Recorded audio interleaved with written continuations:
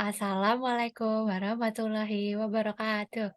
Selamat pagi Pak. Saya Gania Safika Raisa dan rekan-rekan saya ada Gali Lanjar, Giana Nasya, dan Dafara Khairunisa. Di sini akan mempresentasikan proyek UAS akhir kita, yaitu klasifikasi penyakit mata menggunakan metode convolutional neural network atau yang dapat disebut CNN. Nah, ini yang kita share screen itu adalah proyek kita. Yang pertama itu kita mempunyai pip install TensorFlow yang digunakan untuk menginstal library TensorFlow di dalam bahasa pemrograman Python yang akan digunakan untuk melatih komputer dan menjalankan neural network untuk pengklasifikasian gambar. Yang kedua adalah import OS, import TensorFlow STF, dan yang ketiga ada from keras preprocessing image import image data generator. Itu digunakan untuk mengimport dari modul image data generator, digunakan untuk menghasilkan data image dari data gambar yang berada di dalam folder yang sudah dibuat. Selanjutnya ada menampilkan isi folder di dalam directory. Kita mempunyai folder konten. Selanjutnya di dalam folder konten itu terdapat example yang dimana isinya itu ada penyakit dari mata. Selanjutnya adalah menggabungkan dataset. Ini digunakan untuk menyimpan jalur path ke folder bahan dan variabel trendir ini digunakan untuk menyimpan hasil penggabungan dari direktori yang ada di dalam dasdir dan dengan folder trendir. Selanjutnya ada validation dir, itu digunakan untuk menyimpan hasil penggabungan dari direktori yang ada di dalam dasdir dengan folder validasi. Selanjutnya kita mempunyai kode untuk menampilkan jumlah data dari setiap dataset.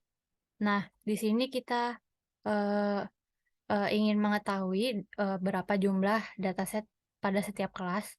Di sini kita mengambil dari direktori dari folder Katarak. Di sana terdapat 47 data dan untuk UVTIS ini kita mempunyai 50 data gambar. Selanjutnya kita mempunyai isi direktori latih dan isi direktori validasi yang dimana kode di atas itu digunakan untuk mengatur jalur direktori dari dua kelompok data tersebut, yaitu latih dan yang train ini dan untuk validation yang untuk validasi untuk tiap kelas Katarak dan UVITIS ini. Oke. Digunakan untuk melatih data gambar, sedangkan data validation itu digunakan untuk menguji kinerja data gambar yang sedang diproses. Selanjutnya akan dijelaskan oleh Dara. Selanjutnya, menyiapkan dataset, function trail file split berguna untuk mengisi data gambar yang berasal dari direktori bahan ke dalam folder train dan validasi.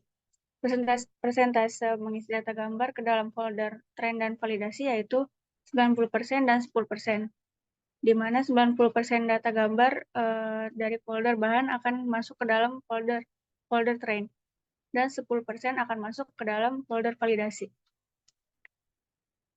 Selanjutnya yaitu memeriksa kembali banyak data dalam setiap kelas.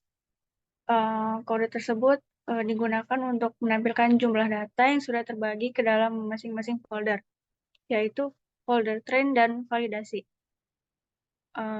Maka akan menghasilkan output sebagai berikut.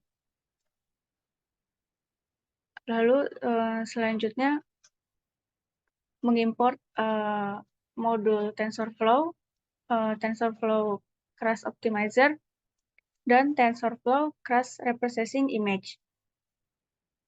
Selanjutnya yaitu adalah reprocessing. Pada code ini digunakan untuk melatih sistem untuk mengenali berbagai jenis kondisi dari data yang sudah ada. Beberapa hal yang ditetapkan dalam melatih sistem yaitu yang pertama yaitu rescale, 1/255 digunakan untuk melatih agar sistem dapat mengenali data sekecil mungkin, di mana angka yang diatur dalam diskal mempresentasikan piksel dari gambar. Lalu selanjutnya ada rotation range, yang jumlahnya 30, digunakan untuk melatih sistem agar dapat mengenali gambar yang dirotasi. Dan terakhir ada horizontal flip, kondisinya true, digunakan untuk melatih sistem agar tetap mengenali gambar yang telah di-flip. Selanjutnya dijelaskan oleh Giana. Selanjutnya itu ada untuk menentukan target image-nya. Di sini ada uh, train generator. Di sini itu untuk mempersiapkan generator dan validasi data train dan validasi dengan menggunakan aliran data ataupun data flow dari direktori yang berisi gambar untuk project klasifikasinya. Data gambarnya itu akan diubah menjadi ukuran 150 dikali 150 pixel dan label kelasnya itu akan dikodekan dalam bentuk one hot encoding agar sesuai sama model yang akan kita gunakan. Di sini ada target size juga. Ini adalah ukuran yang diharapkan. Di sini kita pakai 150 kali 150 pixel. Terus batch size-nya itu jumlah gambar yang dimuat pada generatornya pada setiap iterasi. Di project ini kita muat 10 gambar pada setiap iterasinya. Terus ada implementasi callback custom. Dalam TensorFlow Keras ini bertujuan untuk menghentikan proses pelatihan model jika akurasinya itu melebihi atau mencapai dari nilai tertentu. Dalam proyek ini kita akurasinya itu 90%. Lalu selanjutnya itu ada model CNN. Kode ini digunakan untuk membuat model perhitungan input datanya yang akan diklasifikasikan nantinya. Terus selanjutnya itu ada model summary-nya. Di sini model summary itu atau ringkasan dari arsitektur ataupun struktur model yang telah dibuat dengan menggunakan TensorFlow Keras. Melalui kode ini dapat dilihat nama setiap lapisannya. Di sini sebagai contohnya ada conv 2D, terus ada max polling 2D dan lain-lain. Selanjutnya itu ada model compile. Di sini itu kegunaannya untuk mengkonfigurasi modelnya dari data yang ada. Selanjutnya akan dijelaskan oleh Gali Lanjar. Oke, selanjutnya di sini tuh ada history model.fit yang dipakai buat ngetrain data gambar yang tadi udah di-upload. Di sini kita pakai step repohnya itu 9, terus epochnya itu 40 kali, yang mana dia bakal ngelatih gambarnya ini atau train si gambarnya sebanyak 40 kali. Sama validation steps di sini ada 2. Nah, hasil dari train ini munculin akurasinya itu ternyata nggak sampai 90%, akurasinya cuma 81,6%. Tapi kalau misalkan dilihat di sini, training akurasinya terus tambah, jadinya lumayan bagus, sama training loss-nya itu juga terus berkurang, jadi bisa dibilang cukup bagus. Nah, terus di sini coba buat klasifikasiinnya. Di sini ada kode buat upload image. Nah, di perulangan ini tuh bakal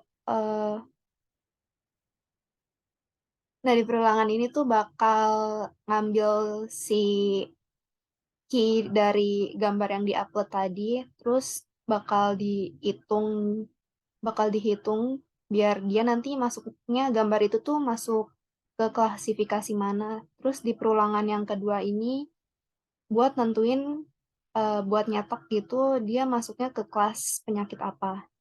Jadi bisa langsung dicoba aja. Misalkan di sini ada gambar katarak.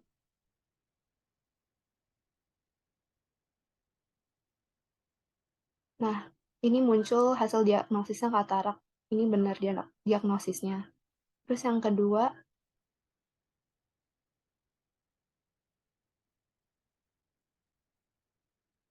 di sini punya gambar penyakit uveitis. Ini juga benar penyakitnya yaitu uveitis yang merupakan mata kemerahan. Oh iya, di project ini juga baru bisa ngediagnosis 2 penyakit, yaitu katarak sama uveitis. Jadi, sekian dari kelompok kami, kurang lebihnya mohon maaf. Wassalamualaikum warahmatullahi wabarakatuh. Warahmatullahi wabarakatuh.